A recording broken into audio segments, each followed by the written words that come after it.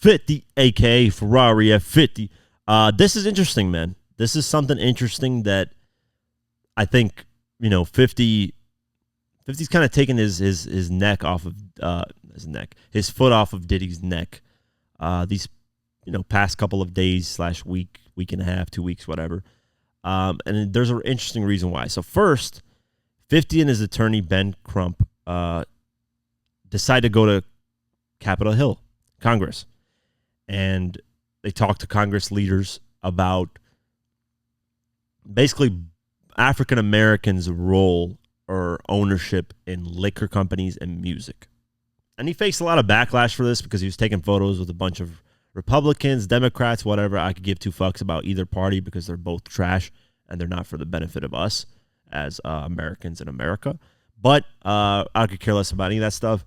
I think he got a lot of backlash because people are saying, why is he advocating for black people to do just for music and liquor?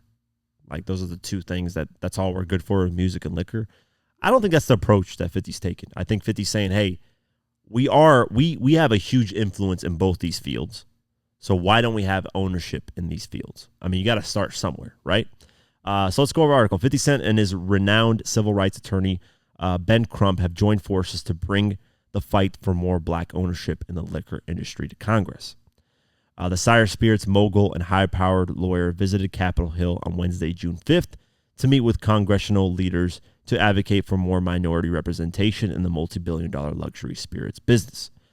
According to a press release, the discussion will focus on the black wealth agenda, the widening of the wealth gap, and corporate America's marginalization of black-owned companies.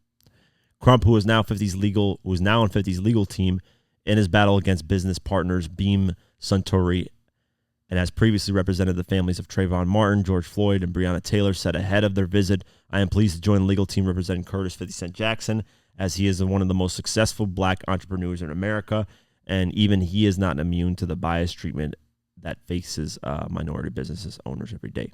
He has been relentless in his fight to seek fairness and justice over the way he was treated by the corporate giant in the luxury spirits industry. Mr. Jackson's journey has been a testament to how much a determined individual can succeed through hard work and vision, and yet he still must contend with the oppression that comes from being a minority business owner. We are committed to helping Mr. Jackson demonstrate the true power of not just his television acumen, but also the power of consumers to make corporate America allow a seat at the table for hardworking black entrepreneurs. So basically, 50's, so that company, Beam Suntory, is that company that scammed him, or not really, one of the employees there in the company just kind of finessed him out of a lot of money.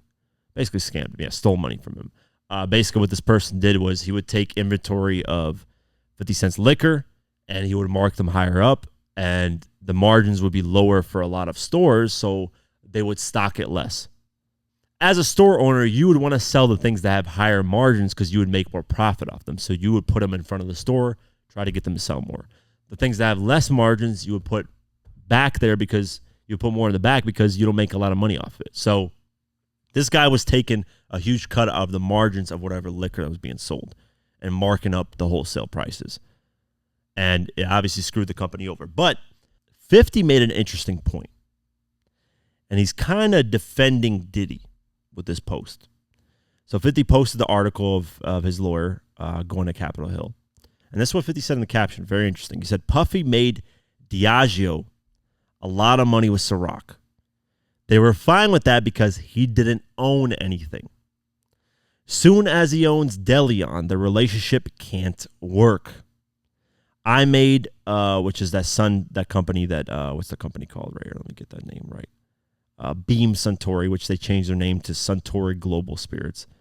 He said, a lot of money with effing vodka. But as soon as I own my own brands, they did me dirty. They want black consumers, but they don't want black business owners. True story. This is interesting because obviously 50 hates Diddy, put his foot on his neck consistently. But he says, listen, there's something here that's going on with Diddy as well that went really wrong. That he didn't own these companies, when he wanted to own these companies, all of a sudden there's a lot of issues with a lot of things going on. I'm not saying that, hey, these lawsuits that Diddy got hit with are because he wanted to own his company. This is not that Bill Cosby theory of, oh, he wanted to buy CBS and this is why he got hit with all these things. That's a bullshit thing. Surveillance footage proved that Diddy actually did these things, beat the shit out of Cassie right on that video. So there's no defending Diddy. But the second, Diddy was like, hey, I want to own my own company, my own thing, my own liquor, and I want to promote it more. They're like, fuck no. Nah. Like, you're not promoting this as much. And he ended up suing them, and eventually they ended up settling because of the lawsuits that Diddy had to face. So eventually Diddy had to leave that company and so on and so forth. But, hey, there's something there behind the scenes, and it makes sense. So, I think 50 kind of gave kind of respect to Diddy in a way by saying, hey, he dealt with this type of bullshit. And look at all the things he's going through right now. It's easy to destroy somebody's image and have them give up everything. But he's saying whenever Diddy tried to move that way, all of a sudden he was having issues with the company. And the same thing with 50.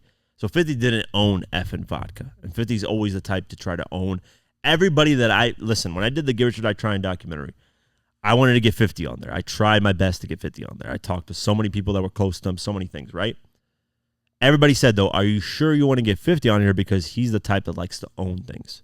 So he will probably own this whole documentary. And I was like, I don't care, man. I'm not here to make money. I still haven't profited from the Give It Your Die Trying thing. I maybe made 40% of my money back from that.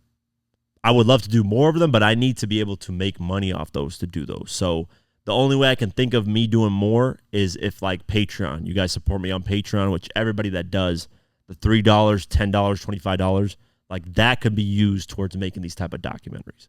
But right now, I don't have too many Patreon supporters to be able to fund it. So if I can push the Patreon thing more and more people sign up, then yeah, I can do those type of documentaries. Like, that's the only way. It'd have to be like a crowdfunding type of thing.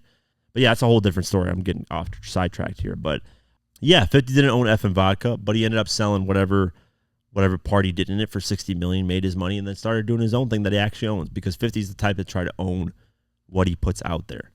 If he doesn't own a percentage of it, he doesn't really have a motivation to promote it. Because 50 works hard in promoting stuff. Like effing vodka, even though a lot of people shitting on it, it was moving units. It was moving units. It was starting to catch up to Ciroc. Not like completely catch up, but it was doing its thing. And then once 50 stopped, got off it, nobody's talking about effing vodka anymore. It's out of here. So, interesting, man. Interesting that 50 said this, and we'll see. We'll see what 50 does with these things, with these Capitol Hill things. Hopefully, it makes actual change, and hopefully, it leads to other things, man. I think everybody should have ownership in things, man. Every race should be an even playing field, but we know that's not the case in a lot of these things. So yeah, we'll keep our eyes posted.